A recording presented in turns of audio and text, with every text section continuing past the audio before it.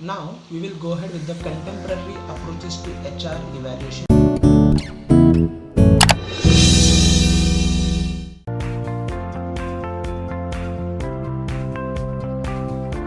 First we will discuss balance scorecard. What do you mean balance scorecard? See, the activities, okay, the activities performed by the employees and the workers, okay, that particular activity should match the goals of the stakeholders. Okay, stakeholders are those people who safeguard the benefits of the organization.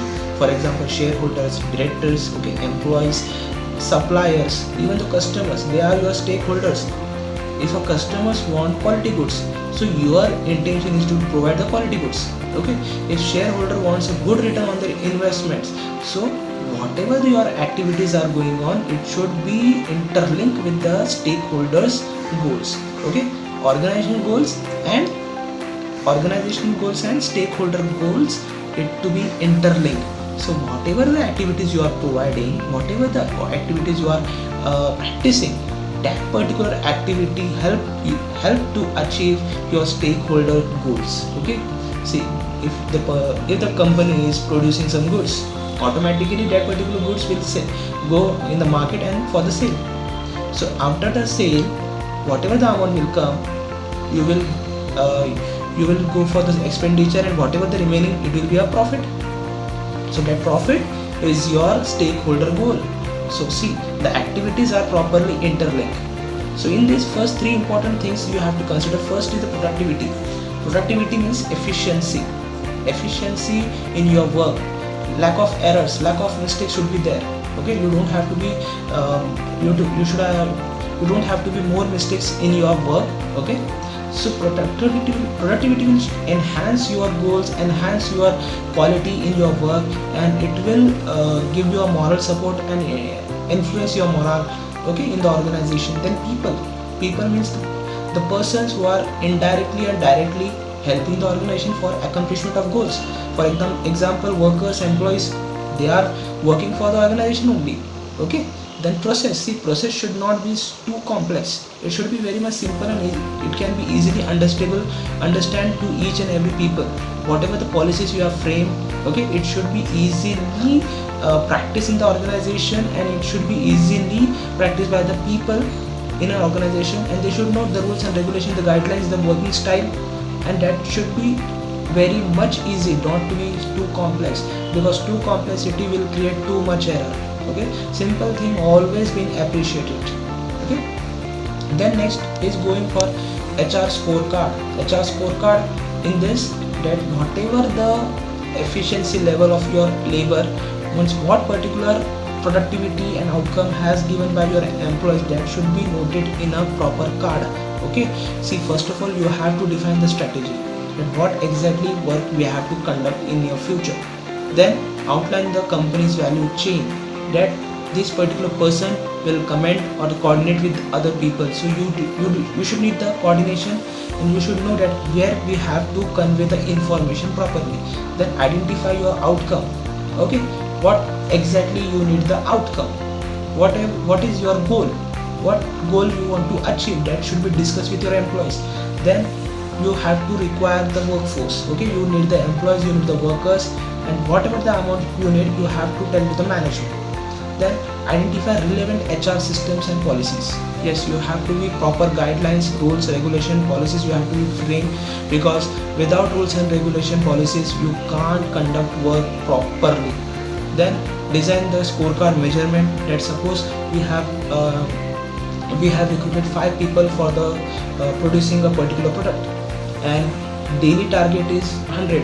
If some people is doing 50, 40 or 70, so it is not up to the good mark. And even one person is producing 102 or 103, it shows that he is showing the best outcome, and that particular person should get good returns in monetary and non-monetary benefit, whatever the company feel it. Okay, then periodically evaluate the measurement system. Yes, that particular system, that particular outcome, that particular scorecard, you have to convey weekly, monthly, quarterly, half yearly, yearly, as per the commitment and as per the policies of the organization. So it is up to your company, and whenever you want to convey this particular information to your employees, so it's up to you some people go for weekly also, some people go for daily also. Yes. Okay. Then next is HR audit. HR audit means what? HR audit is a comprehensive method, okay, to review the current human resource policies, procedures, documentation systems. Okay, whatever the policies you have framed, okay, whatever the activities you have framed, you have to verify that each and every activity is properly practiced or not. That particular analyzation is called as the HR audit. Okay, because if you don't go for, see, for example, if a teacher just going and taking the lecture, and if he is not conducting test, if he is not conducting viva, if he is not conducting surprise test, whatever it may be, if they are not conducting doubt sessions, if they are don't conducting any interaction sessions with the students, so it won't be faithful, or it won't be so much impactful in your future, because they are just doing the duty that teaching, that's it. But if a student is not understanding, if the student is not giving the answers, then it is not the student's problem, it is your problem, that because you are not discussing that particular things with the students and you are not going for the interaction session. Because if the student says that yes we understand, then ask the question, verify it. Okay, that is called as the audit.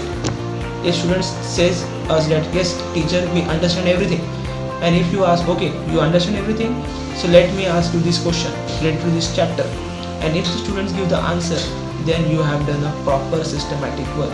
And if the students is not giving proper the answer, so see, I can't blame teacher also, because might be students are not listening properly, if they have any some problem, personal question, whatever it may be, might be you have to go for them. If the person is not asking, if the person is not giving the answer, so let them speak, give them suggestion, what is your problem, okay, rectify the problems.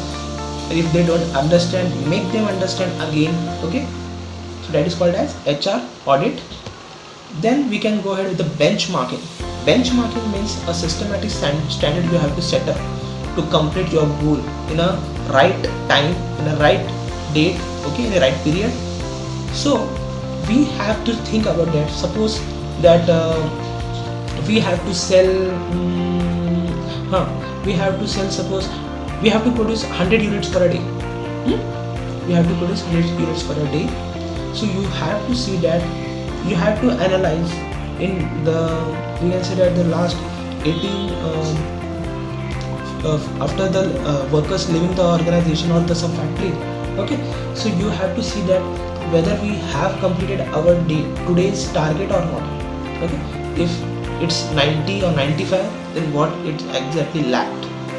Might be that the absenteeism may occurs, sometimes electricity failure may occurs. Okay, these are the factors may come and affect your work. So there should be a proper benchmarking. Okay, in for example, in a student life or in a college life or a school life, that if a person gets 75%, that particular person will be called as a distinction. Okay, if a person gets 60%, so he is getting a first class. That particular benchmark has been set. So we can easily analyze that who is more serious in the studies. If a person gets 50% or 45%, so we think that might be he is not focusing and not concentrating on his studies. That's why he got less marks.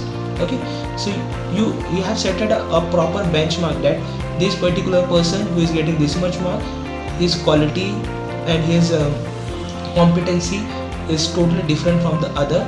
Okay, so 45% students or 50% students have to make improvement in themselves. Okay, and 75% you have to make systematic that my rank should be sustained. Okay, I have to be survival because I don't want to go down.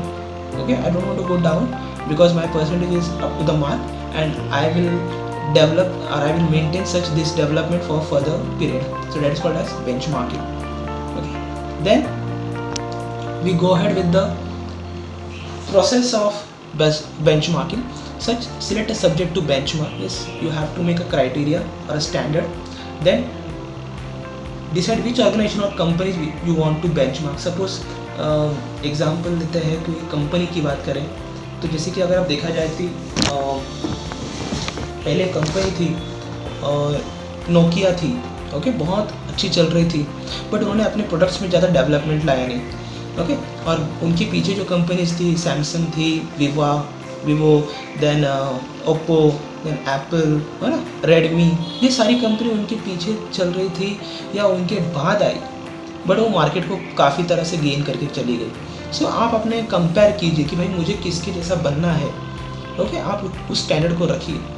Then document your current processes. Yes, you have to maintain that whatever at current आप कहाँ पर खड़े हैं exactly, कहाँ पर मतलब आपकी exactly stage है। जैसे कि अगर कोई बंदा है, कोई स्टूडेंट है, वो किसी अपने फ्रेंड से कंपेयर करने वाला है कि भाई हाँ यार, मेरा स्टूडेंट को फर्स्ट रैंक मिला, मेरे फ्रेंड को फर्स्ट रैंक मिला और मुझे अच्छा रैंक नहीं मिला, तो भाई मैं देखूंगा कि भाई मेरे परसेंटेज 64 है और उसके परसेंटेज है 90, तो मैं देखूंगा कि भाई मैं कहाँ पर लैग कर रहा हूँ। Then collect and analyse the data. Okay, analyse कीजिए कि भाई वो पढ़ता कैसे है, कहाँ पढ़ता है, कहाँ कोचिंग क्लास जाता है। ज़रूरी नहीं कि वो कोचिंग क्लास जाए तो ही पढ़ेगा, ऐसा नहीं है। कोई ऐसे बच्चे भी होते हैं जो विदाउट कोचिंग क्लासेस पे भी टॉप कर जाते हैं एग्ज़ाम में, सिर्फ उनमें उस स्टडीज़ के लिए इंटरेस्ट होता है। अगर आपको भी इंटरेस्ट आ गया तो आप उस बेंचमार्क को ईजिली सेट कर सकते हो और इजीली अचीव कर सकते हो। Okay, then measure your performance against the data you have collected. जैसे कि सपोज आप नेक्स्ट एग्ज़ाम हो जाती है, अगर आपको 64 से जगह आपको 78% मिल जाते हैं, तो आप इजीली कंपेयर कर सकते हो कि भाई मेरे में कितनी डेवलपमेंट हुई। ओके, डेवलपमेंट होने के बाद आप फिर भी आप सेटिस्फाइड नहीं हो तो आप प्लान क्रिएट कीजिए। ओके, या उसमें कुछ चेंजेस लाइए और रिपीट द सेम प्रोसेस, क्योंकि अभी तक आपको 90% मार्क्स नहीं मिले। उस बंदे की बात कर रहा हूँ मैं जस्ट, क्योंकि उसने 64 से लेकर 78% तक ले लिया, परसेंटेज अचीव कर लिए, बट स्टिल उसको 90% अचीव करना है, तो वो फिर से कुछ अपने पॉलिसीज़ में, फिर से अपने आइडियाज़ में, फिर से अपने स्ट्रेटजीज़ में चेंजेस लाएगा और वही पॉलिसी को फिर से रिपीट करेगा। ओके।